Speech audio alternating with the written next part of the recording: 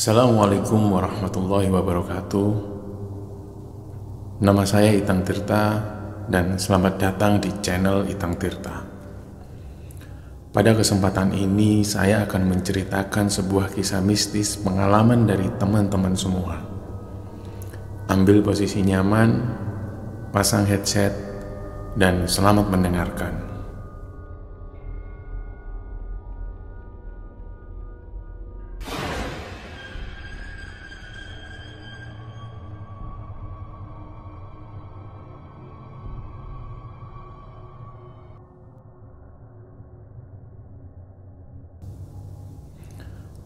Assalamualaikum, nama saya Endang di Solo. Ibu asli Makassar dan bapak asli Solo. Sejak orang tua saya berpisah, saya ikut bapak dan Mbak Uti di Solo dari umur 3-4 tahunan. Saya mau berbagi cerita pengalaman saya pada saat bekerja di pabrik. Jadi begini ceritanya. Pada awal tahun 2014 saya bekerja di salah satu PT di Solo. Sekedar informasi bahwa di pabrik itu ada masa training 3 bulan dan masih memakai seragam hitam putih selama belum masuk shift tetap. Pabrik saya adalah pabrik yang memproduksi kain dari benang dan jadi sampai seragam militer dan lain-lain. Pada saat masa training, saya di sana 3 bulan masih masuk pagi terus-menerus karena belum masuk shift tetap. Saya kebetulan ditempatkan di bagian pengecekan kain atau pemberi grade kain dari A sampai BS, produk gagal. Nah, pada saat di hari ketiga masa training, karena kebetulan mesin saya berdekatan dengan dispenser, jadi banyak sekali orang yang lalu lalang. Dan pada saat saya sedang menggarap kain itulah saya mendengar ada yang bernyanyi, tapi hanya dengan menggumam.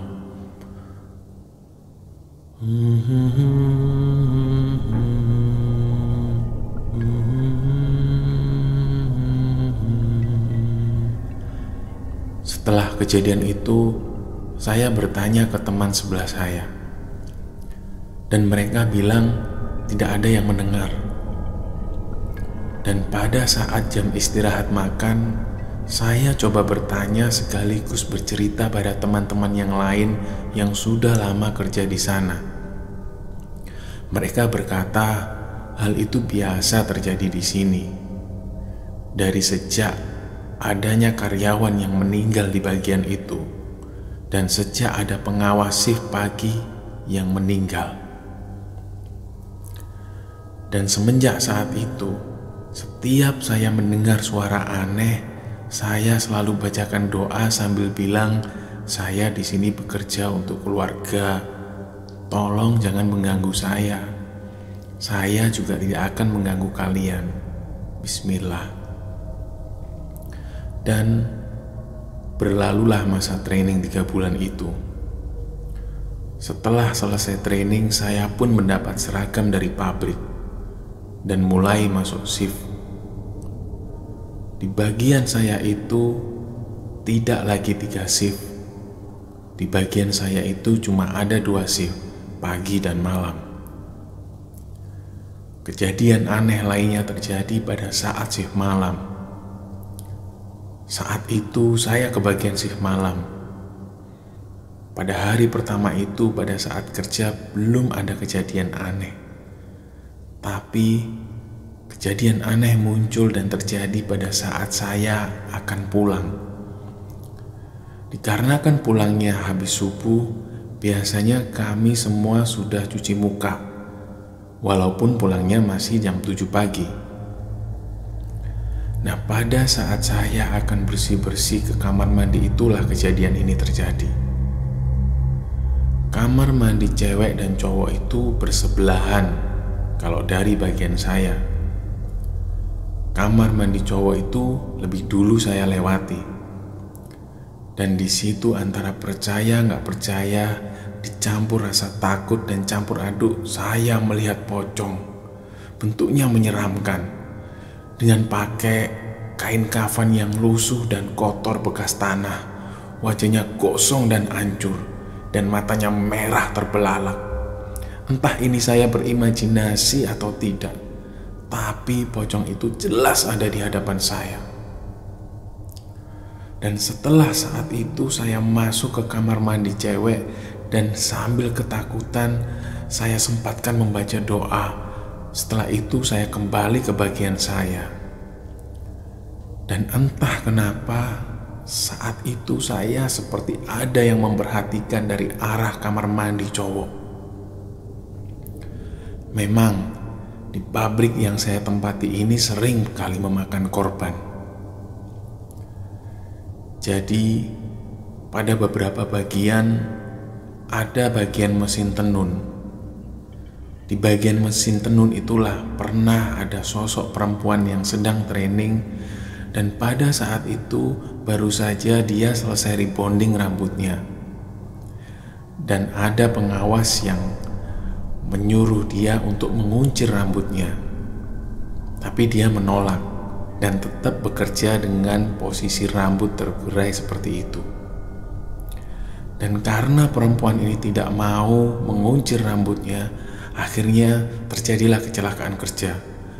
Rambutnya tergilas mesin tenun sampai terkelupas kulit kepalanya. Tapi untungnya saat itu orangnya masih hidup.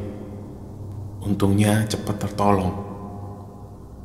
Dan ada juga satu kejadian.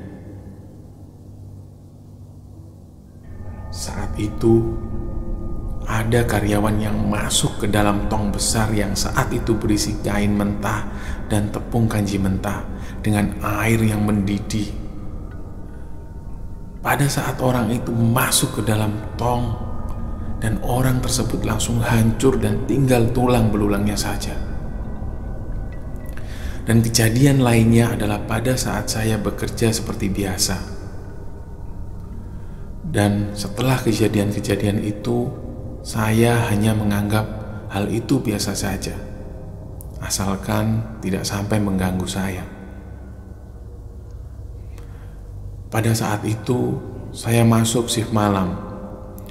Dan pada saat saya giliran shift malam, saya selalu memegang mesin khusus di depan. Nah, pada saat saya di depan itu, teman di sebelah saya sedang pamit ke kamar mandi. Pada saat itulah saya otomatis sendirian. Dan saking fokusnya saya dengan urusan kain, tiba-tiba saat menoleh sebentar, tiba-tiba kain yang ada di samping saya sudah hilang. Pada saat itu saya menoleh ke arah kanan dan kiri, tapi tidak melihat sama sekali ada orang. Dan ketika saya menoleh ke belakang, saya melihat ada satu perempuan yang sedang membelakangi saya. Saya pikir itu adalah karyawan lain. Dan pada saat itu saya tanya ke perempuan ini, "Mbak, tahu kain yang ada di sampingku ini enggak?" Tapi perempuan ini masih terus membelakangi saya dan tidak menjawab apapun. Akhirnya saya coba menanya lagi, "Mbak, lihat kain yang ada di sebelahku enggak, Mbak?" Dan perempuan ini masih saja diam. Lalu saat itu aku memegang pundaknya, berharap dia akan menoleh. Dan pada saat aku memegang pundaknya, saat itulah temanku yang ada di kamar mandi memanggil namaku. Dan seolah aku gak percaya, dan ketika saya melihat ke arah kamar mandi, tiba-tiba temanku yang ada di kamar mandi ini terkaget karena apa yang dilihat temanku dan apa yang aku pegang itu ternyata sosok kuntilanak.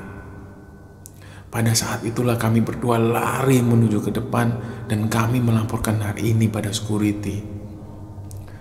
Dan di malam itu kami berdua tidak lagi berani kembali ke tempat kerja kami. Kejadian semacam itu tidak berhenti sampai di situ. Pada saat itu, saya pernah mengalami kejadian menyeramkan lagi.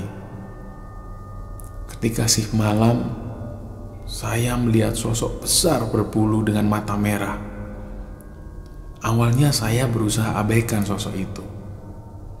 Dan pada saat bersamaan, ketika saya melangkah menuju kamar mandi, saya melihat persis di seberang saya sesosok anak kecil berlari cepat menuju gudang belakang. Dan di situ saya kaget dan hampir terjatuh. Sampai-sampai beberapa teman saya menolong saya dan memberikan air minum. Di sekitaran akhir tahun 2018, akhirnya saya memutuskan untuk keluar kerja dari pabrik itu. Dan pada tahun 2019 saya menikah, dan semenjak menikah saya merantau di Karawang, Jawa Barat. Begitulah kisah saya pada saat saya masih bekerja di sebuah pabrik kain di Jawa Tengah. Semoga kisah ini bisa diambil pelajaran oleh teman-teman semua. Terima kasih. Wassalamualaikum warahmatullahi wabarakatuh.